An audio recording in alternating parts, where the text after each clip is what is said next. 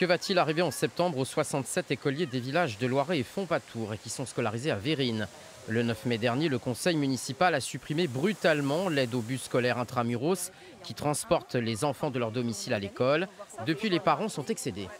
On n'a pas été concerté ni consulté et on a été informé au tout dernier moment pour s'organiser pour septembre de l'année prochaine. Comment on va faire? Donc l'autre conséquence, c'est qu'on sait qu'il n'y a pas de place en garderie. Et donc comment on va faire pour mettre nos enfants? Les mettre où quand ils vont sortir de l'école? L'autre conséquence, c'est aussi le budget. Il va falloir revoir nos budgets. La solution, c'est nous recevoir dans un premier temps, voilà, ce qu'on leur demande depuis un mois maintenant, et pouvoir peut-être voir avec eux, peut-être faire vraiment, maintenir ce service de bus qui quand même revient moins cher aux parents. La maire de Vérines se défend en dénonçant le transfert des compétences territoriales successives. Depuis 2009, le bus intramuros est passé d'une compétence départementale à régionale tout en devenant payant après des années de gratuité.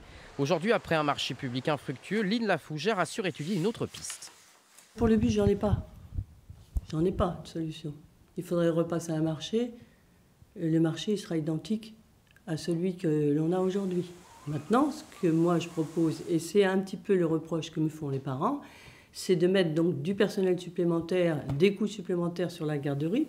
Pour les deux parties, la mairie et les parents d'élèves, l'arrêt du bus intramuros marque un nouveau recul du service public en milieu rural.